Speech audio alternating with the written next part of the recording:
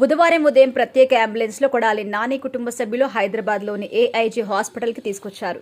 దీంతో ఆసుపత్రి సిబ్బంది ఆయన వెంటనే అత్యవసర వైద్య విభాగానికి తరలించారు. ప్రస్తుతం కొడాలి నాని ఏఐజీ హాస్పిటల్లో అత్యవసర వైద్య విభాగంలో చికిత్స పొందుతున్నారు. వైసీపీ అధికారంలో ఉన్నప్పుడు కీలక నాయకుడిగా ఉండడం, మొన్నటిదాకా గుడివాడ ఎమ్మెల్యేగా ఉండడంతో ఒక్కసారిగా ఈ వార్త ప్రాధాన్యం సంతరించుకుంది. ప్రస్తుతం వైసీపీ అగ్రనాయకులు ఏఐజీ హాస్పిటల్కి వెళ్తున్నారు. కొడాలి నాని ఆరోగ్యానికి సంబంధించి ఎప్పటికప్పుడు సమాచారం తెలుసుకుంటున్నారు. ఇటీవల జరిగిన అసెంబ్లీ ఎన్నికల్లో కొడాలి నాని కొద్ది రోజులు ప్రజా జీవితానికి దూరంగా ఉన్నారు. అయితే ఆయన సన్నిహితుడు వల్లభనేని వంశీ అరెస్టుకు గురి కావడంతో ఆయన్ని పరామర్శించడానికి జగన్మోహన్ రెడ్డి విజయవాడ జైలుకెళ్లారు. ఈ సందర్భంగా నాని అక్కడికొచ్చారు. పేర్ని నాని కొడాలి నాని జైలు బయట ఏర్పాటు చేసిన విలేకరుల సమావేశంలో మాట్లాడారు. కూటమి ప్రభుత్వంపై నిప్పులు చెరిగారు. కూటమి ప్రభుత్వం కక్ష సాధింపు చర్యలకి పాల్పడుతుందని మండిపడ్డారు. వచ్చే ఎన్నికల్లో తమ ప్రభుత్వం అధికారంలోకి వస్తుందని, అప్పుడు తాము ఏం చేస్తామో అందరూ చూస్తారని వ్యాఖ్యానించారు. ఇక ఆంధ్రప్రదేశ్లో రెడ్ బుక్ రాజ్యాంగం నడుస్తుందని మండిపడ్డారు.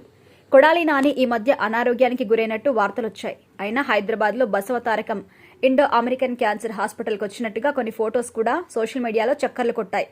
అయితే వాటిని నాని అనుచరులు ఖండించారు.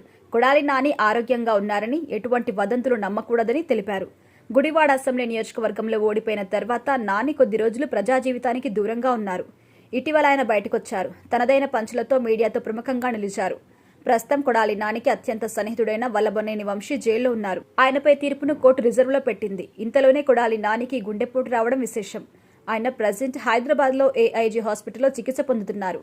ఆయన ఆరోగ్య పరిస్థితికి సంబంధించి ఇప్పటి వరకు ఏఐజీ హాస్పిటల్ యాజమాన్యం ఎటువంటి ప్రకటన చేయలేదు. ప్రస్తుతం అందుతున్న సమాచారం ప్రకారం నాని ఏఐజీ హాస్పిటల్లో అత్యవసర వైద్య విభాగంలో చికిత్స తీసుకుంటున్నారు. ఉదయాన్నే ఛాతీలో నొప్పిగా ఉందని చెప్పడంతో కుటుంబ సభ్యులు వెంటనే గచ్చిబౌలి ప్రాంతంలోని ఏఐజీ హాస్పిటల్కి అంబులెన్స్ లో తీసుకొచ్చారు.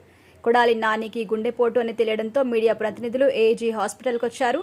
నానికి గుండెపోటు అని తేలడంతో జగన్మోహన్ రెడ్డి కూడా ఏఐజీ ఆసుపత్రి నిర్వాహకులతో మాట్లాడినట్టుగా తెలుస్తోంది.